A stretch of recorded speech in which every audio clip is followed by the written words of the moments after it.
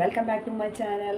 അപ്പോൾ ഇന്ന് ഞാൻ വന്നിട്ടുള്ളത് ഒരു വാഴക്കൂമ്പിൻ്റെ റെസിപ്പിയുമായിട്ടാണ് വന്നിരിക്കുന്നത്. അപ്പോൾ വാഴക്കൂമ്പ് എങ്ങനെയാണ് തോരൻ വെക്കുന്നതെന്ന് നമ്മൾ നോക്കുന്നത്. അതിന് മുന്നേ ആയിട്ട് വാഴക്കൂമ്പിൻ്റെ കുറച്ച് പ്രത്യേകതകളാണ് ഞാൻ പറയാൻ പോകുന്നത്.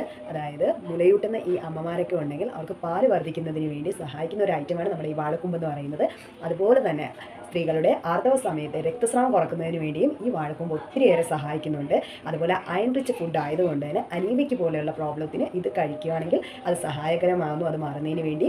അതുകൊണ്ട് തന്നെ എല്ലാവരും ഈ വാഴക്കൂമ്പ് അത്ര നിസ്സാരക്കാരനല്ല. അതുകൊണ്ട് തന്നെ ഈ റെസിപ്പി ഒന്ന് ചെയ്ത് നോക്കുക.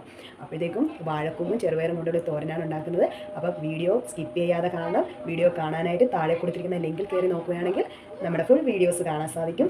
അതിന് മുന്നേ എല്ലാവരും എൻ്റെ വീഡിയോ ഒന്ന് ലൈക്ക് ചെയ്യണം, ഷെയർ ചെയ്യണം, അതോടൊപ്പം തന്നെ സബ്സ്ക്രൈബും കൂടെ ചെയ്യണം.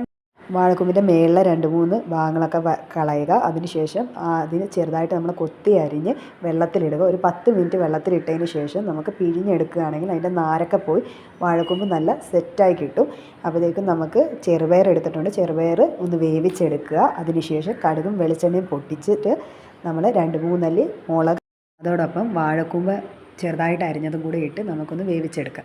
അപ്പോഴത്തേക്ക് അരപ്പ് തയ്യാറാക്കി എടുക്കണം. അതിനായിട്ടുള്ള അരപ്പിന് വേണ്ട സാധനങ്ങളാണ്: തേങ്ങ എടുത്തിട്ടുണ്ട്, ഉള്ളി, പച്ചമുളക്, വെളുത്തുള്ളി, മഞ്ഞൾപ്പൊടി എടുക്കുക.